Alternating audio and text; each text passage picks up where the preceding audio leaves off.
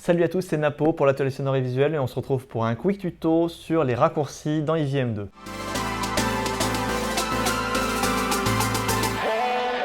Tout d'abord, ce qu'il faut savoir, c'est que tous les raccourcis sont listés dans l'onglet Control, Keyboard Shortcut List et hop, vous avez tout. Moi, j'ai rien inventé. Là, tout est dedans, il y a toute la liste. Si vous voulez vous amuser à explorer et à utiliser ce que vous souhaitez, c'est comme vous voulez. Moi de mon côté, je vais vous expliquer en vidéo ceux que je trouve les plus utiles et notamment pour le dessin. En tout cas moi c'est ceux que j'utilise moi régulièrement.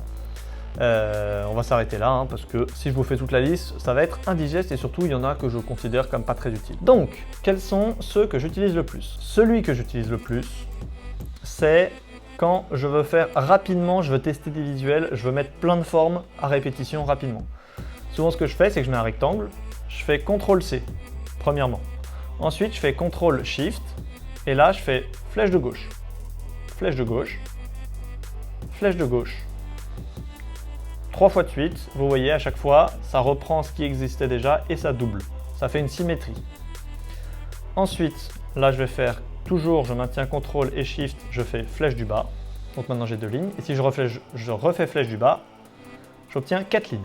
Donc généralement, ça me permet de dessiner assez rapidement un nombre de faces et tout est parfaitement symétrique et c'est là où c'est pratique cet outil. Ensuite, si tout est sélectionné, là par exemple, enfin, une ou plusieurs faces sont sélectionnées, juste avec le pavé numérique, donc flèche du haut, flèche du bas, flèche de gauche, flèche de droite, vous pouvez tout simplement, regardez, monter en haut, en bas, à gauche, à droite. Enfin bref, vous avez compris l'idée. Donc ça, c'est aussi simple qu'efficace, mais ça permet des petits ajustements, notamment quand on a besoin de précision, parce que je crois que ça monte pixel par pixel. Ouais, je crois que c'est à peu près ça. Ça monte à peu près pixel par pixel, donc autant vous dire qu'il y a de la marge. Ensuite, pour agrandir ou rétrécir une image, vous sélectionnez une ou plusieurs faces, évidemment, ça c'est vous qui choisissez. Vous appuyez sur Alt, et vous cliquez sur l'une des faces, et ensuite vous déplacez la souris. Et là, ça permet de grossir ou de rétrécir. Hop, là c'est tout petit, et là c'est très grand. Là c'est tout petit, et là c'est très grand. Vous avez compris l'idée, vous maintenez Alt, vous cliquez sur l'une des faces, et ensuite vous faites bouger la souris en maintenant le clic, c'est très important, sinon ça ne marchera pas. Ensuite, il existe une fonction rotation que l'on peut bloquer. Donc, pour bloquer une fonction rotation, c'est tout simplement CTRL, Alt et R. Vous voyez, ça affiche ici Rotation Mode is on, press CTRL, Alt plus R pour quitter.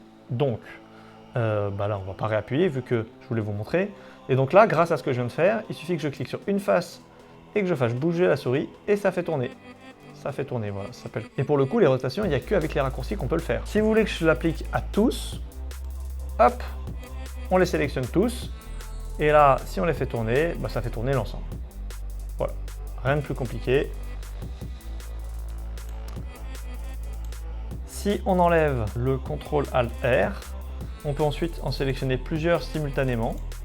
Par exemple, là, j'en ai sélectionné 3. Et cette fois-ci, si je maintiens CTRL-R, mais que je maintiens juste CTRL et R, et vous allez voir que, du coup, je peux les faire bouger. Mais si je relâche, hop, plus de rotation, c'est du déplacement. Enfin, le dernier, c'est tout simplement du déplacement, soit sur l'axe vertical, soit sur l'axe horizontal.